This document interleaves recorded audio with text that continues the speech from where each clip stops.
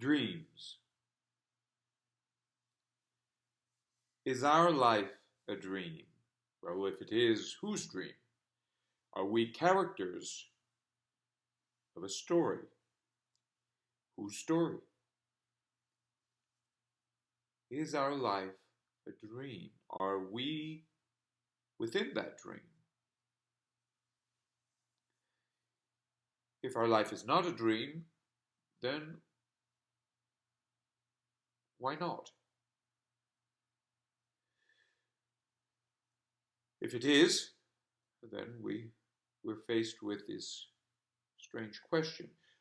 Is modern man, the enlightened man, who is no longer supposed to be in a dream, a character of a dream who has mistaken himself as its author?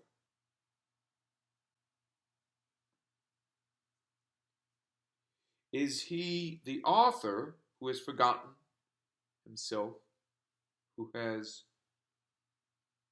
somehow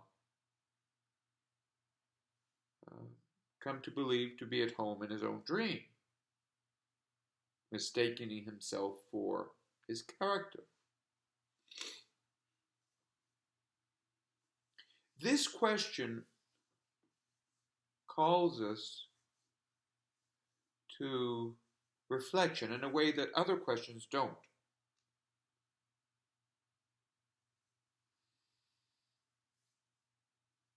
Reflection. Reason.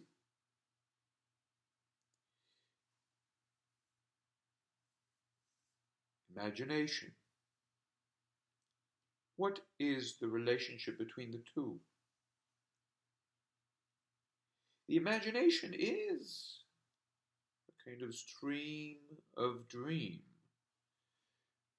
When we go to sleep and we dream, we say we dream, we're part of a dream. It is not clear that we dream, in fact. We say that we dream when we wake up. And we said, I had a dream. But while the dream occurred, we were part of a dream. It was not we who decided what would happen, where we would go, what we would do. In retrospect, upon awakening, we say, we were lost in a dream. Things happened. We did strange things we cannot even account for. Why did I do such crazy things in my dream? My dream or the dream I was in? My world is the world I am lost in. It's not that I determine the world, but somehow, in modern parlance, we together, all together, are supposed to be the world, create the world, determine our future, master our destiny. And yet, this question remains lingering. Is modern man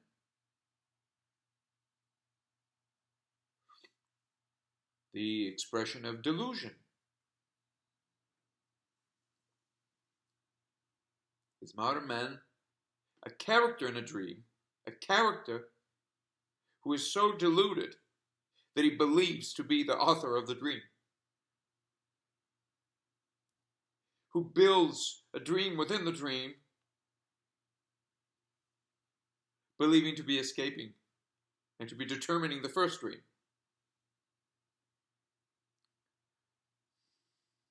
Imagination, dreaming, a flow, we could say, of consciousness, but consciousness is a very tricky term.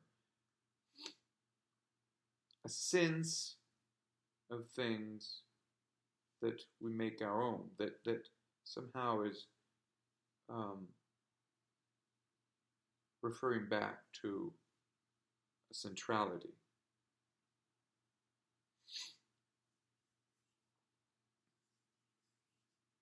Consciousness, determination of thought, local thought, local thinking, as opposed to cosmic thinking, the thinking of God. Well, consciousness expands,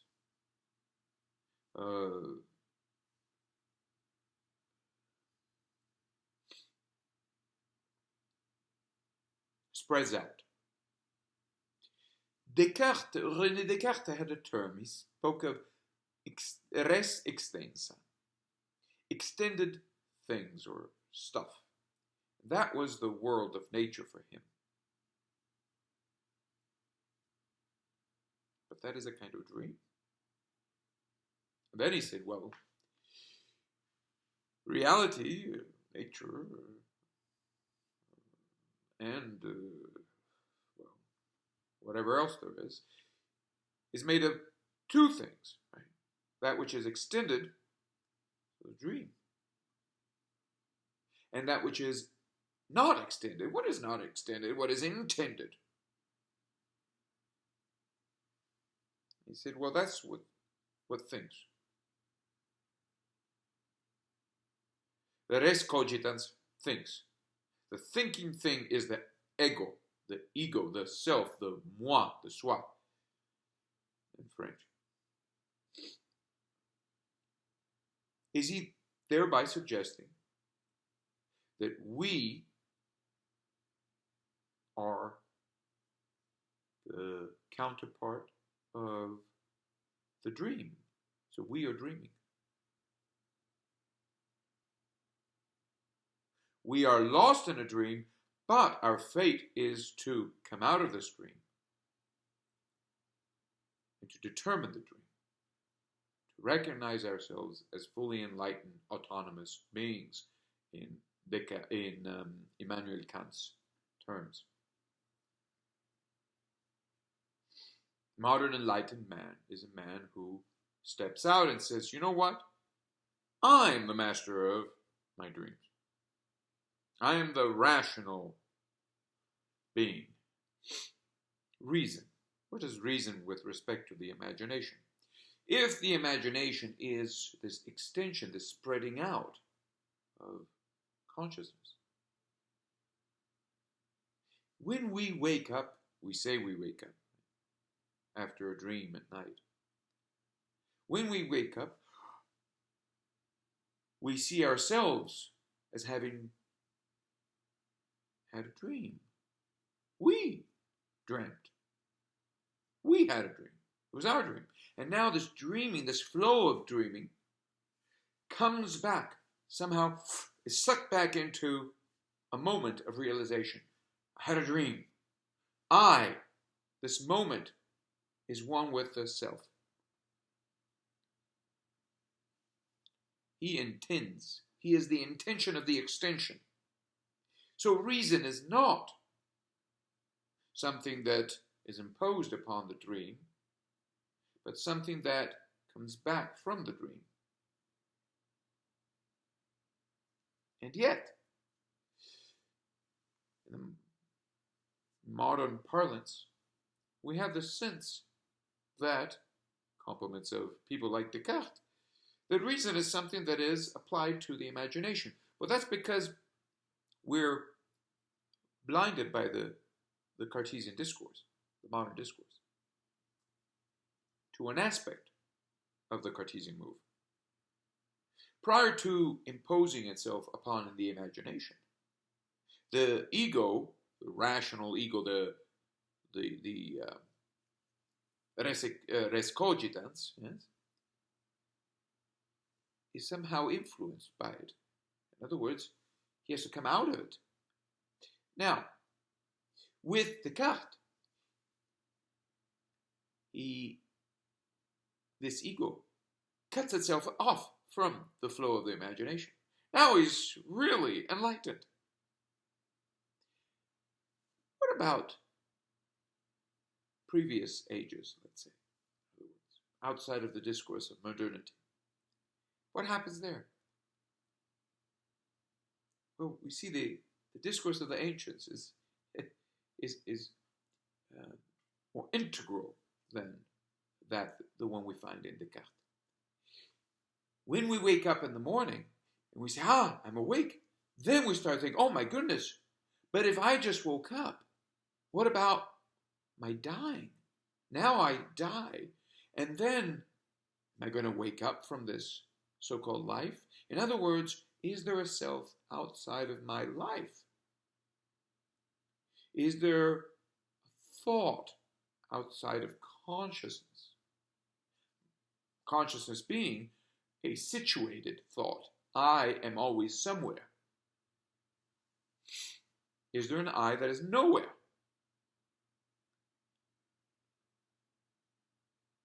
And then we see that the ancients speak of this, well, if we want to say this I, in other words, this source of dreams as, well, in terms of mind, the Greeks speak of nous, in Aristotle's terms, thought, right, mens, in Latin. At any rate, God. And this is just to stick to our own languages, and we could go elsewhere and say, Brahma. The point there is that there is this natural intuition. We're called to come out of that dream. Why? Why don't we just dream at night and the imagination flows, and then we come back out of the dream. And now we say, well, there's this other world. Another dream. The first dream reminds us of this other dream, the world of our so-called ordinary experience. And now we start wondering, are we characters in this dream? Whose characters? And so naturally we are called, drawn to this notion of God.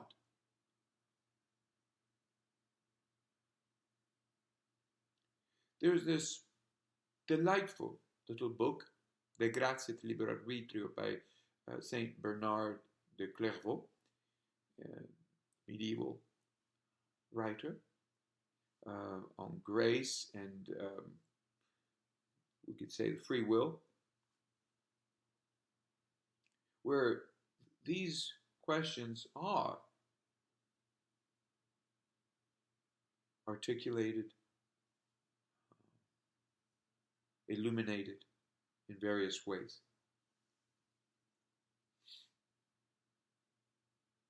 What is human freedom? An aspect of divine necessity.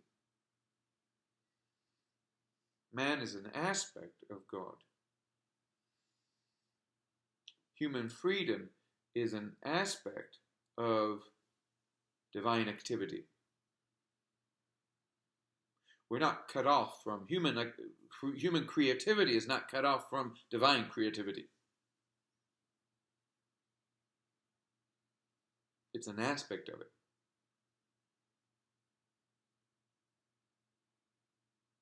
It partakes in it, in the fullness of that divine creativity. It's not that I decide what to do now, and, well, now. One character in a story can be so deluded as to believe that he is creating the story. He's part of the story.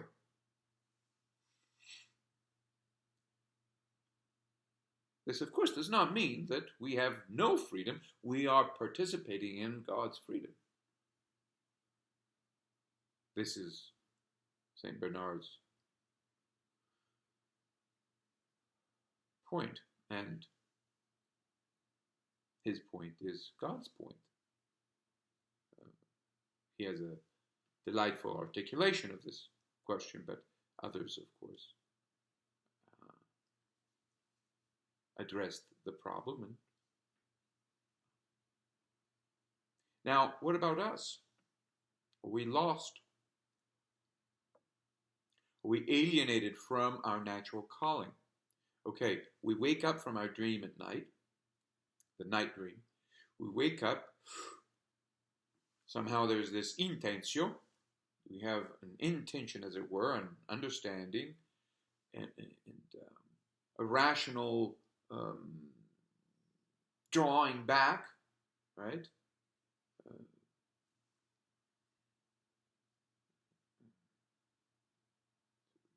Contraction, right, of this extension.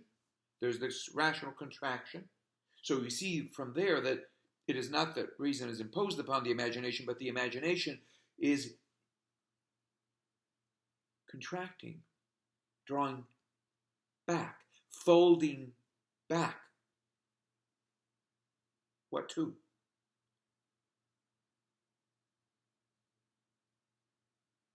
Back, in principle, to its source. But what if this folding back falls short of its source?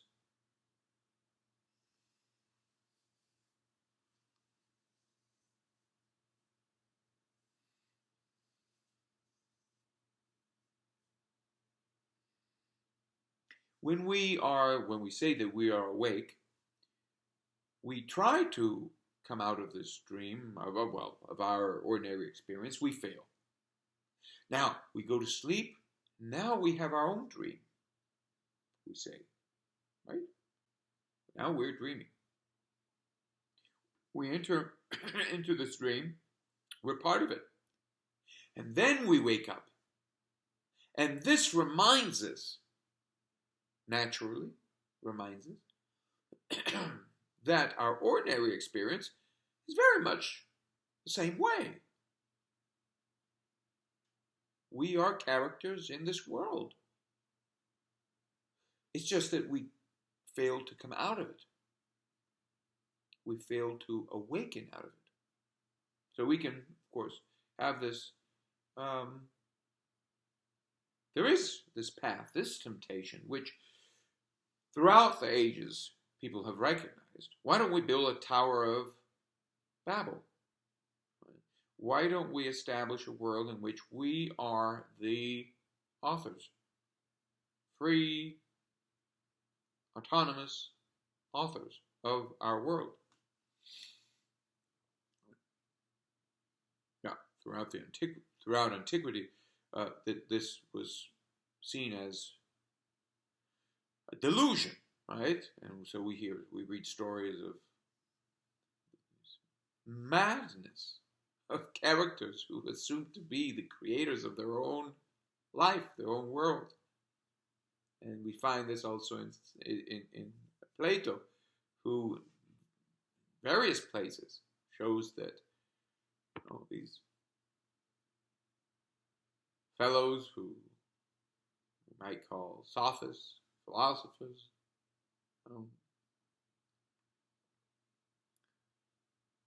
they are dreaming of being the masters of the world, even the saviors of the world in some cases. We see this in the dialogue called the Protagoras by Plato.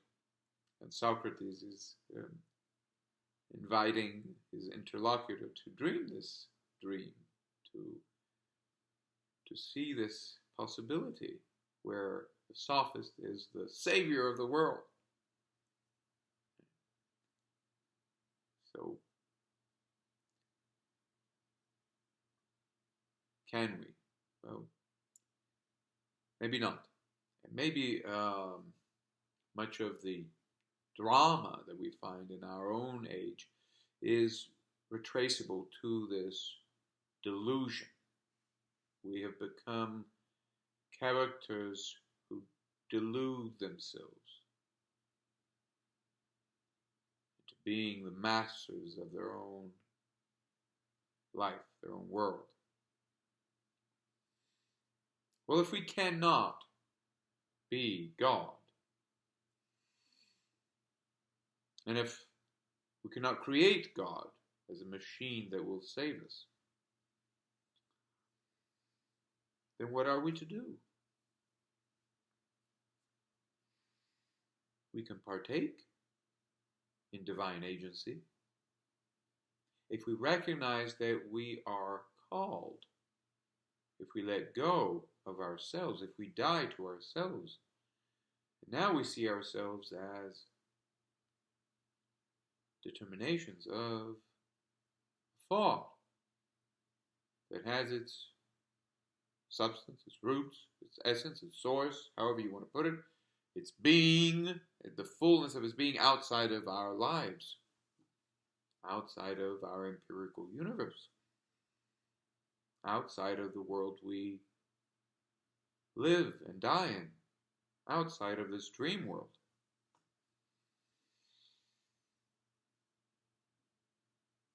Now, in this case, we are called. When we go to sleep at night, we wake up, we say we wake up, and we don't choose to wake up. Sometimes we have this dream in which we say, I want to wake up, I want to wake up. And we force ourselves, we say, I woke up. But we can pretend that we decided. But as a matter of fact, we are drawn to awaken.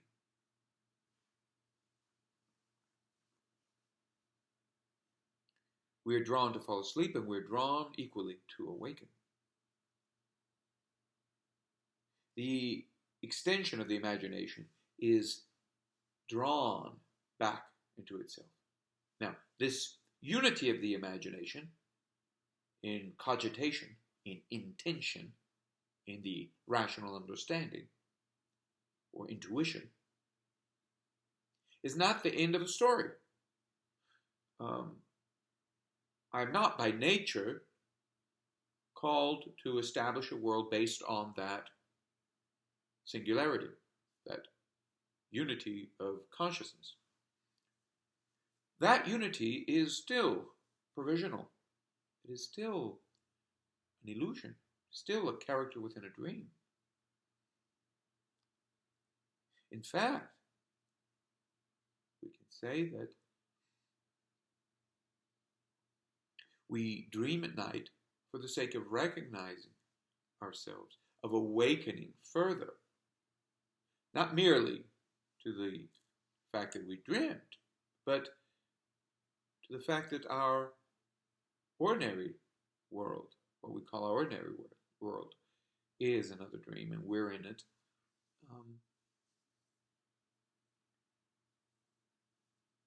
And here, in this realization, there's a further awakening, a gradual awakening.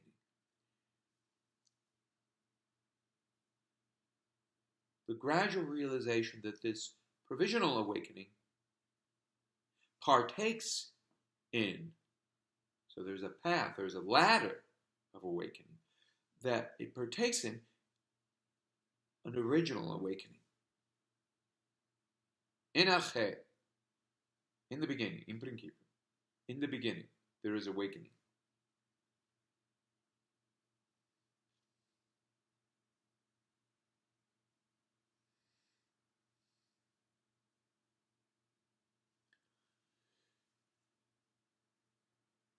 Reason not as imposition. Even in Descartes, it is not merely imposition, because it presupposes this coming out of the dream. Recall the stories that Descartes himself refers to. He had to draw himself out of his world, go sit in front of the chimney, and start thereupon calculating, conjuring up this autonomous self that can go ahead and build and make his own method to build a new world in which he will be what eventually will be called the autonomous self. So the prehistory of this Cartesian self that today we see all over the place, all of these little individuals that we find today, autonomous wills, I decide, I determine, right? All of these deluded freaks. There is a prehistory to that, to the genesis or the constitution of these freaks given by Descartes. But we usually miss that. We are called by nature.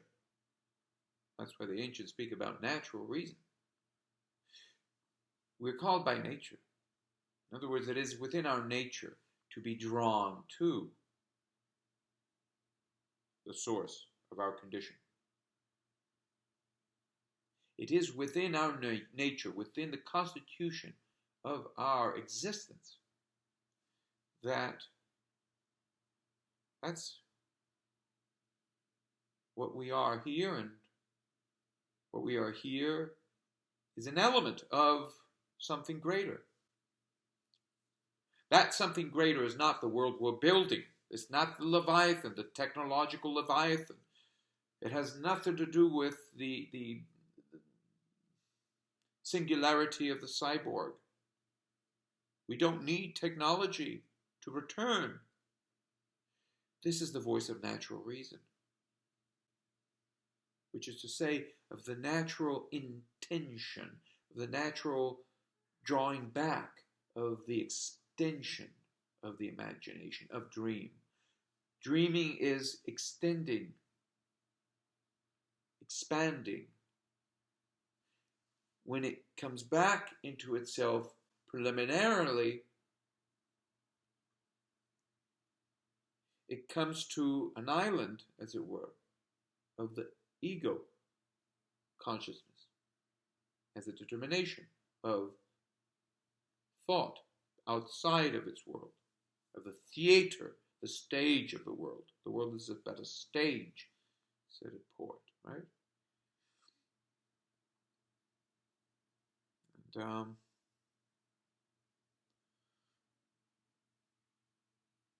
now we are to recognize, we are to open up to that activity that is still drawing us back. In spite of what we could call the temptation of building, drawing us back further outside of the dream. So that small dream that we had at night is very important because it reminds us of a greater mission, life, of a greater journey. Our ordinary life is a journey back to that original awakening. And on the way, we leave traces. On the way, we witness, we bear testimony to our journey into its source.